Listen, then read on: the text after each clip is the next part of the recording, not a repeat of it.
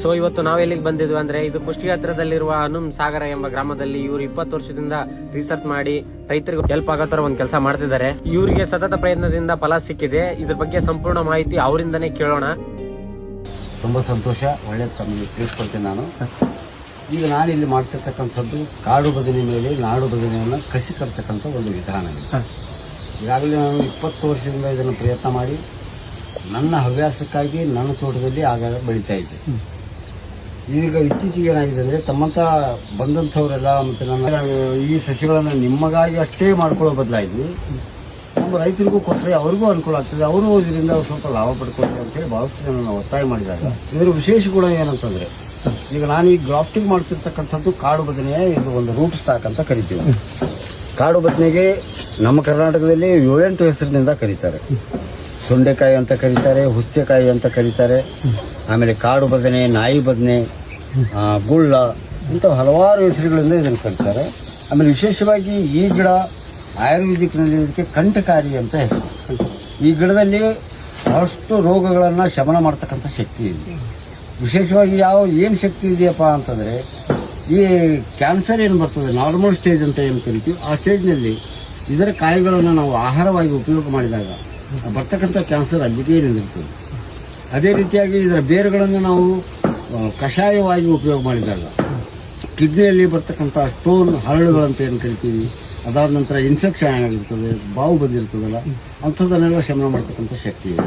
ಆಮೇಲೆ ಈ ಭಾಗದಲ್ಲಿ ನಾವೇನು ಸಸ್ಯಗಳನ್ನು ನಾಟಿ ಮಾಡ್ಕೊಂಡಿದ್ದೀವಿ, ಇವು ಕಾಡು ಬದನೆ ಸಸ್ಯಗಳು.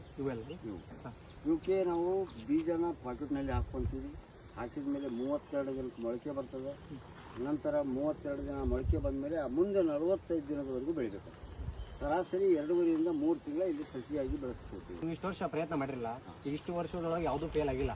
ಇಲ್ಲ, ಯಾವುದು ರೈತರಿಂದನೂ ಕಂಪ್ಲೀಟ್ ಏನು ಬಂದಿಲ್ಲ ಇಲ್ಲಿವರೆಗೂ. ಯಾವ ರೈತ ತಗೊಂಡೋಗಿ ಚೆನ್ನಾಗಿ ಮೇಂಟೈನ್ ಮಾಡ್ಯಾನ, ಅವ್ರು ಯಾರು ಕಂಪ್ಲೀಟ್ ಮಾಡಿದ್ರು ನನ್ನ ಬಗ್ಗೆ ಹರಿಸ್ತಿದ್ದಾರೆ. ಇನ್ನೊಂದೇನಂದ್ರೆ, ಬೇರೆ ರಾಜ್ಯದವರು ಬಂದು ನಿಮ್ಮ ಹತ್ರ ಇವನ್ನೆಲ್ಲ ಹೋಯ್ತಾರೆ ಅಂತ ಕೇಳ್ಪಟ್ಟೆ.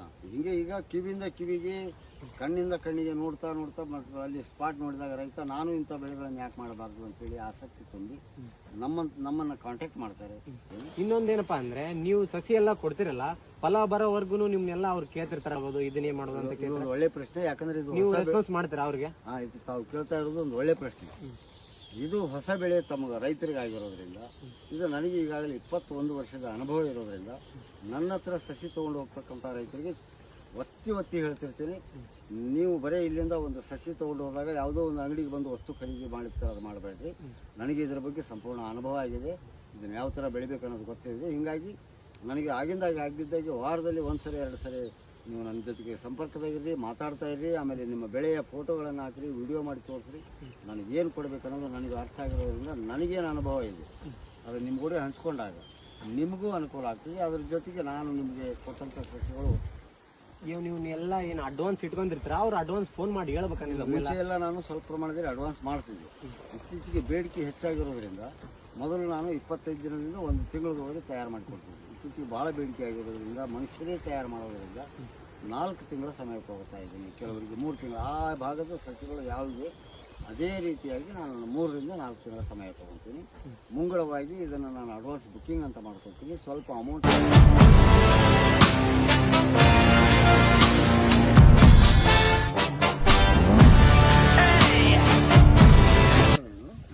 ಗ್ರಾಫ್ಟಿಂಗ್ ಟೊಮೆಟೊ ಅಂತ ಕರಿತೀವಿ ನಾವು. ಅಂದರೆ ಕಸಿ ಕಟ್ಟಿದಂಥ ಟೊಮೆಟೊ.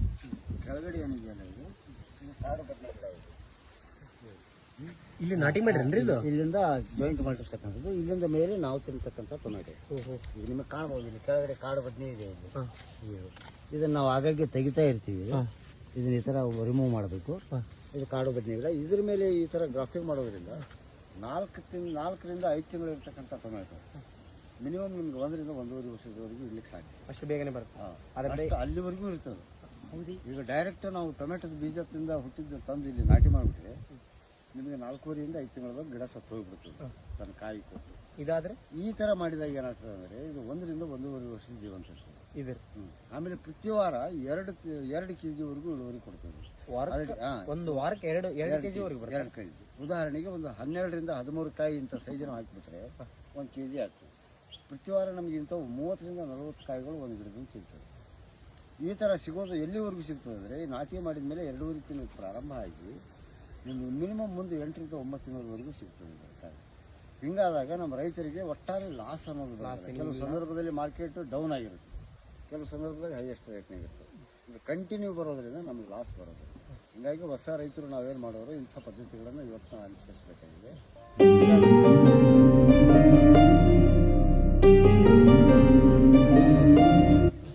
ಇಲ್ಲಿ ಕೋತಿ ಮತ್ತು ನಾಯಿಗಳ ಹಾವಳಿ ಭಾಳ ಇದೆ. ಈ ಕೋತಿ ಮತ್ತು ನಾಯಿಗಳು ಈ ಕೇಸರಿ ಬಣ್ಣಕ್ಕೆ ಹೆಸರು, ಈ ಕಲರಿಗೆ ಈ ಕಲರ್ಗೆ ಹೆಸರೋದ್ರಿಂದ ಒಂಥರ ಬ್ರೌನ್ ಕಲರ್ ಇದೆ ಇದು. ನಾವು ಇದರಲ್ಲಿ ಒಂದು ಕಲರ್ ತಗೊಂಡು ನೀರಿನಲ್ಲಿ ಮಿಕ್ಸ್ ಮಾಡಿ ಈ ಬಾಟ್ಲಿ ತುಂಬಿ ಅಲ್ಲಿ ನೀರು ಹಾಕಿದ್ವಿ. ಈ ಕಲರ್ ನೋಡಿದ ತಕ್ಷಣ ಕೋತಿಗಳು ಹೆದರ್ಕೊಂಡು ಈ ತೋಟದಲ್ಲಿ ಬರೋದಿಲ್ಲ, ಕಡಿಮೆ ಭಾಗ ನಾಯಿಗಳು ಬರೋದಿಲ್ಲ. ಸೊ ನೋಡಿದ್ರಲ್ಲ, ಇವರು ಒಟ್ಟು ಆದಷ್ಟು ಎಲ್ರಿಗೂ ಹೆಲ್ಪ್ ಆಗತ್ತಾರ ಒಂದು ಕೆಲಸ ಮಾಡ್ತಿದ್ದಾರೆ. ಇನ್ನೊಂದೇನಪ್ಪಾ ಅಂದ್ರೆ ಇವ್ರದ್ದು ಒಳ್ಳೆ ಗುಣ ಏನಂದ್ರೆ ಸ್ವತಃ ತಾವು ಗಿಡ ಸೇಲ್ ಮಾಡಿದ್ಮೇಲೆ ನೀವ್ಯಾರೋ ನಾವ್ಯಾರೋ ಅನ್ನೋ ಈ ಕಾಲದಲ್ಲಿ ಆ ಸೇಲ್ ಆದ್ಮೇಲೆ ಆ ಗಿಡ ಫಲ ಕೊಡ್ತೋ ಇಲ್ಲೋ ಅದ್ರ ಬಗ್ಗೆ ವಿಚಾರಣೆನ ಅವರೇ ಮಾಡಿದಾರೆ. ಮತ್ತೆ ಅದ್ರ ಬಗ್ಗೆ ಇನ್ನೊಂದೇನಪ್ಪ ಅಂದ್ರೆ ಇವ್ರದೊಂದು ಯೂಟ್ಯೂಬ್ ಒಳಗೆ ಚಾನಲ್ ಐತೆ, ಕೆಳಗಡೆ ಮೆನ್ಷನ್ ಮಾಡಿರ್ತೀನಿ, 100 ಒಳಗೆ ವಿಡಿಯೋಗಳೆಲ್ಲ ಅಪ್ಲೋಡ್ ಮಾಡಿದ್ದಾರೆ, ನೋಡ್ರಿ ಚೆನ್ನಾಗಿದಾವು. ಆದಷ್ಟು ಎಲ್ರಿಗೂ ಹೆಲ್ಪ್ ಆಗತ್ತಾರ ಒಂದು ಕೆಲಸ ಮಾಡಿದ್ದಾರೆ. ರೈತ ಮಿತ್ರ ತರ ಒಂದು ಹೆಲ್ಪ್ ಆಗತ್ತಾರ ಒಂದು ಕೆಲಸ ಮಾಡಿದ್ದಾರೆ.